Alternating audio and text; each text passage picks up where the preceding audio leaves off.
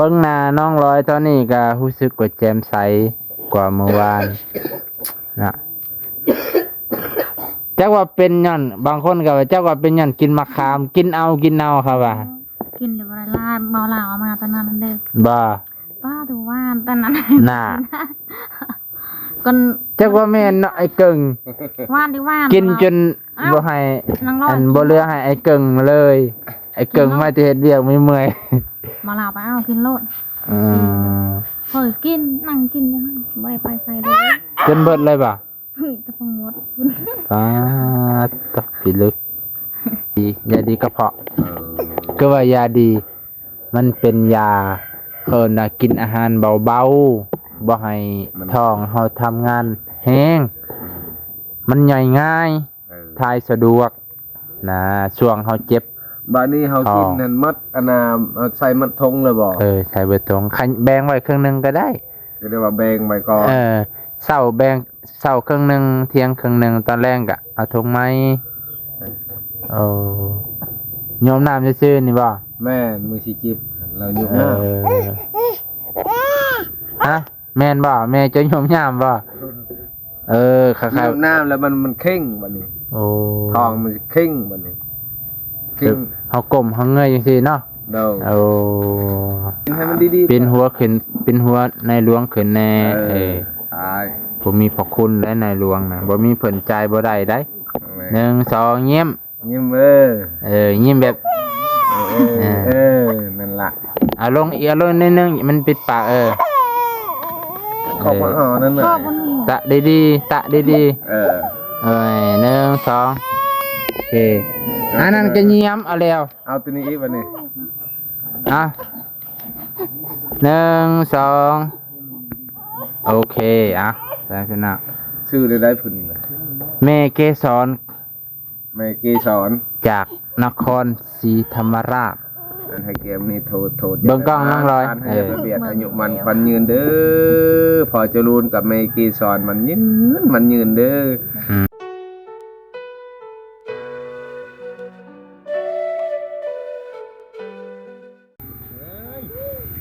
สบายดีพ่อแม่พี่น้องลุงป้าเบิดสุขุสุคนตอนค่ำหัวแรงยามมื้อแรงของวันที่4พ่อแม่พี่น้องมื้อนี้บ่าวนงมาหาน้องลอยเด้อพ่อแม่พี่น้องลุงป้าเบิดสุขุสุคนเพราะว่าน้องลอยเพิ่นยังบ่ดีคักพ่อแม่พี่น้องเนาะเพิ่นก็เลยพอเพิ่นก็เลยเป็นห่วงเป็นใยคือเก่านั่นแหละพี่น้องโดยความสุขภาพเพิ่นบ่แข็งแรงเพิ่นก็ยังเป็นห่วงนะพี่น้องความเป็นห่วงเป็นใยเหมือนลูกสาวนั่นแหละพี่น้องบ่าวน้องไปงานมื้อนี้ก็เลยตาอยากลอยนะพี่น้องเมารถบ่าวน้องเมารถบ่ฮู้เป็นหยังแต่ก่อนบ่าวน้องก็บ่เคยเมามาขี่เมื่อนี้นั่งรถกระบะเมารถไปพี่น้องรู้สึกว่าเฒ่าไปหลายแล้วแต่ก่อนบ่ค่อยเมาให้พี่น้องมื่อนี้พอดีเพิ่นก็อยู่พร้อมหน้าพร้อมตายามมื้อแลงพี่น้องตอนค่ำมื้อแลงก็อยู่พร้อมหน้าพร้อมตากันมันก็มาแต่เวียกแต่งานแต่การอาการข่าวๆของน้องลอยเป็นจังไดใครแน่อยู่ดีบ่แห้งละบ่เป็นจังไดแล้วสบายดีบุญมีสบายดีสบายดีน้องลอยสบายดีไอ้เกิ้งสบายดีอายะอันนี้เฮ้สบายดี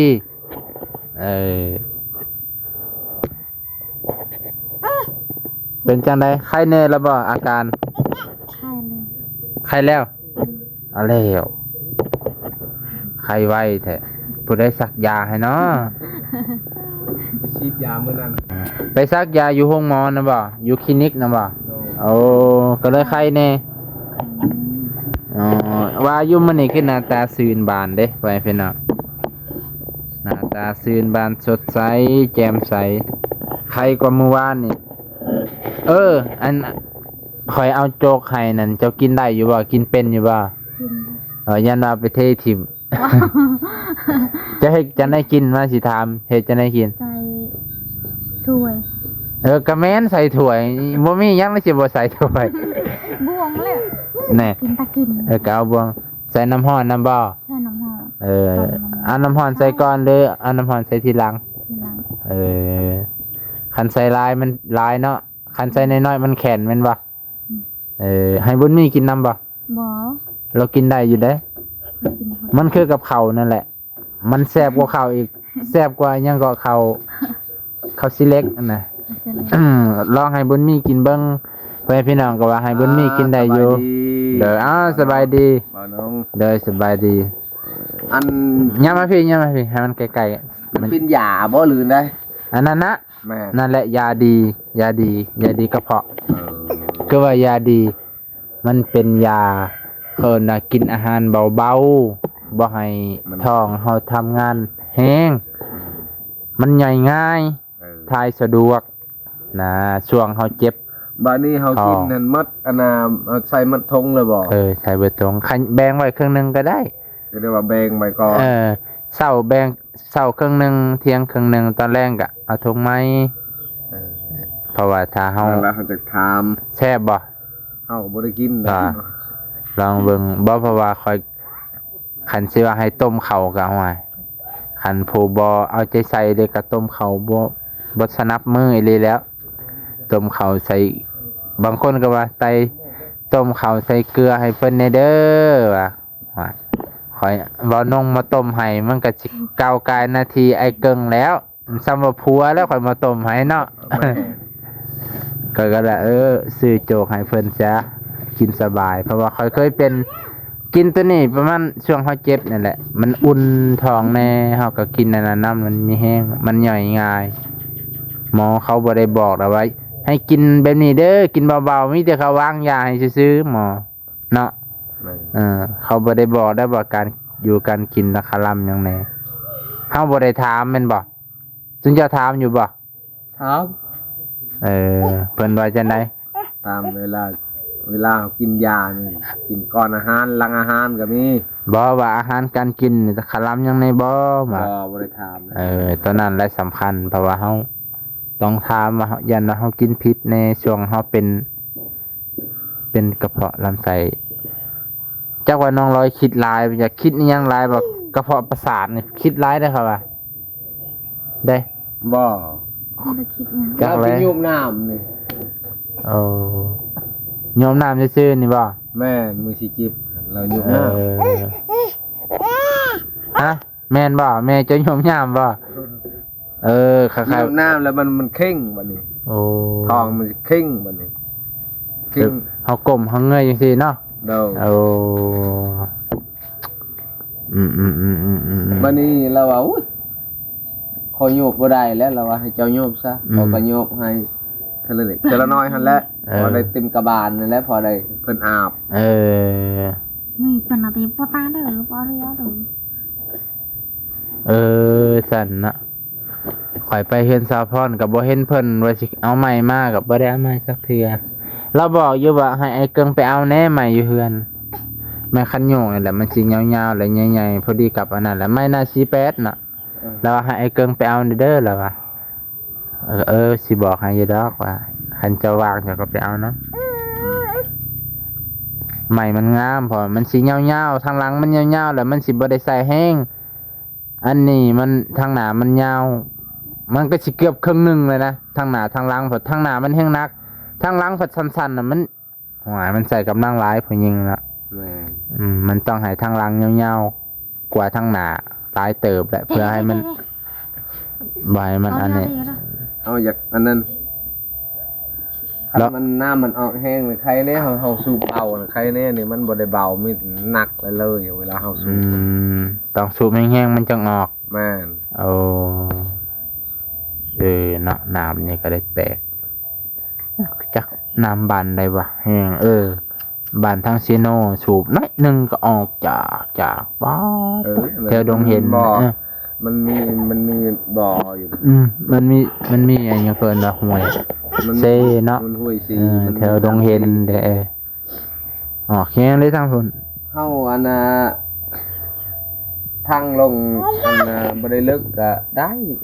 คันมันมีสายน้ำเนาะ แม่อันนี้มันบ่มีสายน้ำเฮาทางลง30ปลายเมตร เป็นหยังคือเก่า ยังคือเก่า อืม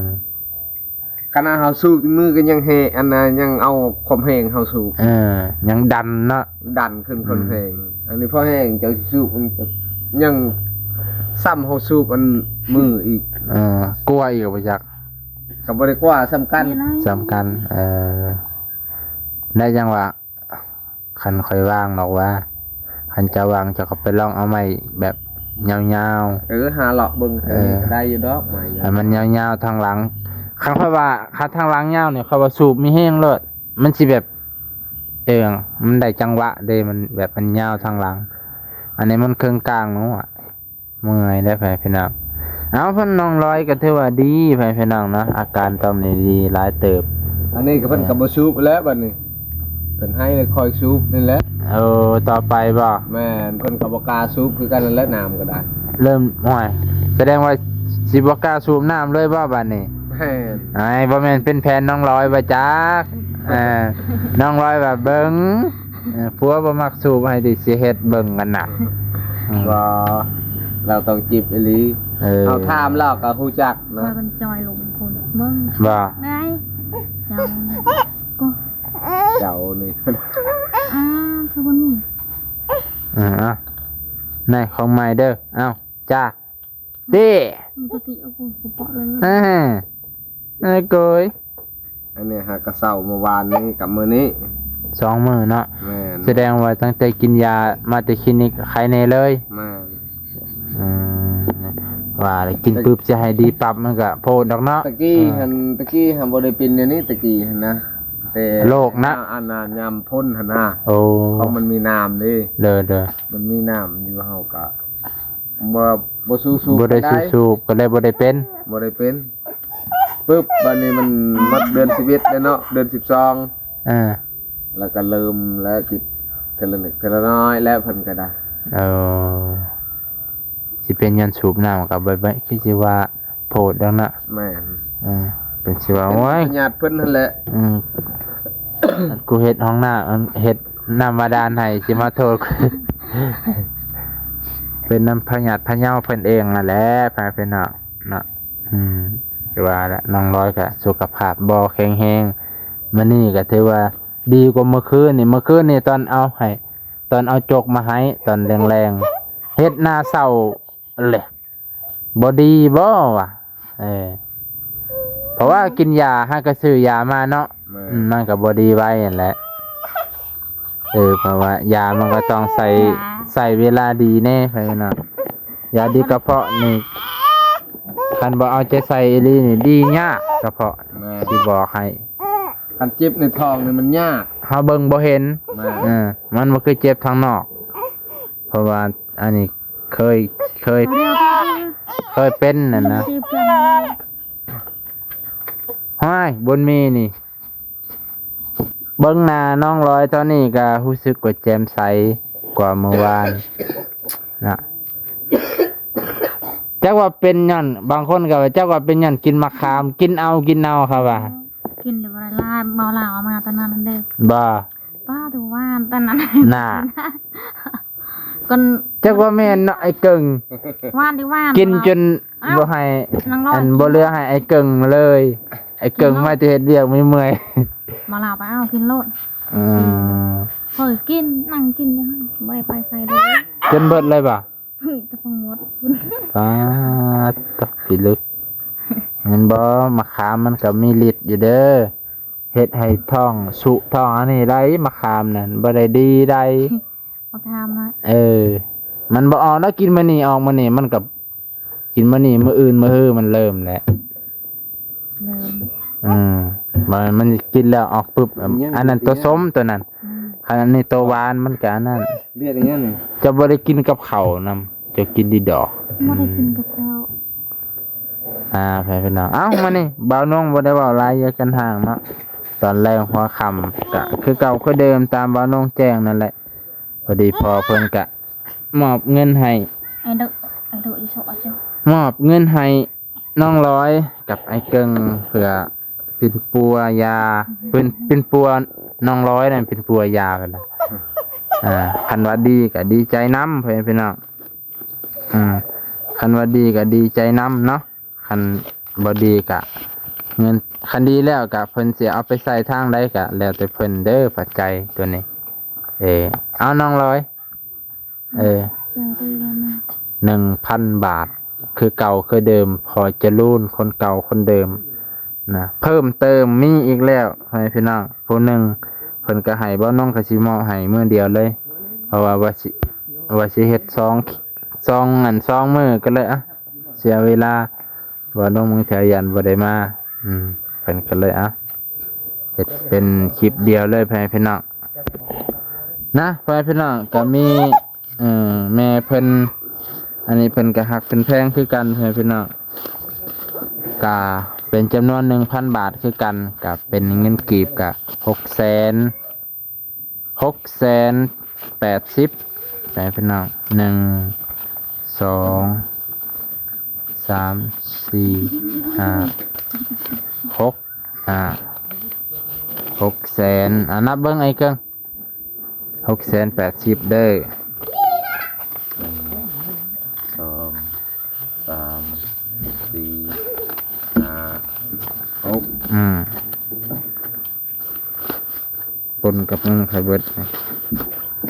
สมปุยเพราะว่าไปแลกเป็นเงินกีบให้พี่น้องเงินบาทเพิ่นเอาค่าธรรมเนียมหลาย600,000แล้วบ่แม่นนี่อันนี้50กับ20,000แล้วก็10,000เป็น80จับไว้ก็ถือว่าเป็น 2,000 บาทให้พี่น้องจับเป็นเงินกีบ2มือให้เพิ่นถ่ายไว้ก่อน